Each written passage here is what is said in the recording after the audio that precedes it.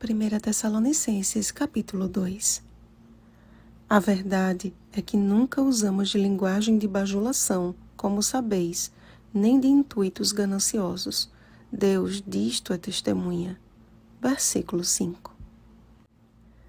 Definitivamente, o objetivo de Paulo não era o de agradar pessoas, mas de fazer a vontade de Deus. Orientado pelo Espírito Santo, suas viagens eram sempre motivadas pela sua ousada confiança em Deus. Mesmo que em meio a muita luta, nenhum obstáculo era grande demais para alguém que estava disposto a dar a própria vida para que o Evangelho fosse pregado a muitos. Paulo não buscava a glória de homens, contudo, o seu amor para com os irmãos era como o amor de um pai por seus filhos. A proclamação do Evangelho o enchia do genuíno amor de Cristo, e mesmo suas próprias necessidades eram postas de lado, a fim de que de modo algum a obra de Deus fosse infamada ou atrasada. Paulo destacou algo interessante neste capítulo: a forma como os tessalonicenses receberam a palavra de Deus.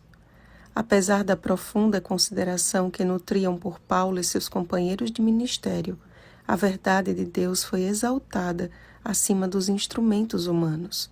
Eles aceitaram a palavra de Deus tal qual ela é e começaram a ser praticantes da mesma.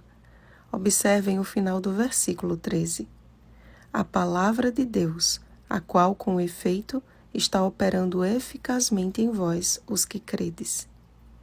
O conhecimento da verdade os levou à prática da verdade. Percebem a sequência, amados? Eles creram e, porque creram, obedeceram. Ao fazer uma analogia com a vida de Abraão, Tiago concluiu: Vês como a fé operava juntamente com as suas obras. Com efeito, foi pelas obras que a fé se consumou. Tiago, capítulo 2, versículo 22. A igreja de Tessalônica tornou-se um modelo a ser seguido. 1 Tessalonicenses, capítulo 1, versículo 7. Simplesmente porque buscou seguir o supremo modelo. Se guardardes os meus mandamentos, permanecereis no meu amor, assim como também eu tenho guardado os mandamentos de meu Pai, e no seu amor permaneço. João capítulo 15, versículo 10. Ainda que perseguida por seus próprios concidadãos, aquela igreja decidiu sofrer por Cristo e com Cristo. Certamente, aqueles irmãos queridos eram um conforto para Paulo, um conforto maravilhoso por saber que não era vã sua labuta. Para ele era um privilégio ser um vaso escolhido de Deus para a proclamação do Evangelho. Com certeza, e agora falo em nome de todos nós que compomos a equipe do Reavivados por Sua Palavra, não fomos delegados por homens, mas chamados por Deus. E a nossa alegria e conforto está em saber que muitos têm sido reavivados, não por nossas palavras, mas pela palavra do Senhor, que está acima de toda e qualquer palavra humana. Que estamos unidos num só propósito, de exortarmos, consolarmos e admoestarmos uns aos outros, para que possamos viver por modo digno de Deus, que nos chama para o seu reino e glória. Por isso que hoje fazemos das palavras de Paulo as nossas. Sim, vós sois realmente a nossa glória e a nossa alegria. E de coração declaramos que vos tornastes muito amados de nós. Que Deus continue operando em nossa vida a transformação e a santificação que somente a sua palavra pode operar. Oremos, amados.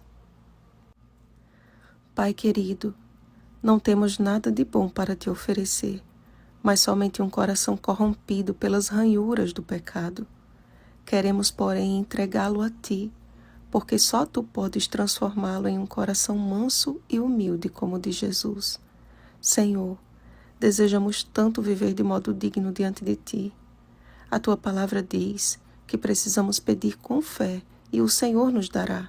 Então te pedimos, ó Deus, o Espírito Santo. Dá-nos teu Espírito, Pai de amor. Concede-nos a mente de Cristo para sermos encontrados por ti como as virgens prudentes, como sábios que entenderão que estamos vivendo no último cenário profético da história deste mundo. Guarda-nos para o teu reino como os teus pequeninos, Senhor. Em nome de Cristo Jesus. Amém. Vigiemos e oremos. Bom dia, amados de nós. Oremos pelo batismo do Espírito Santo. Oremos uns pelos outros. Rosana Garcia Barros.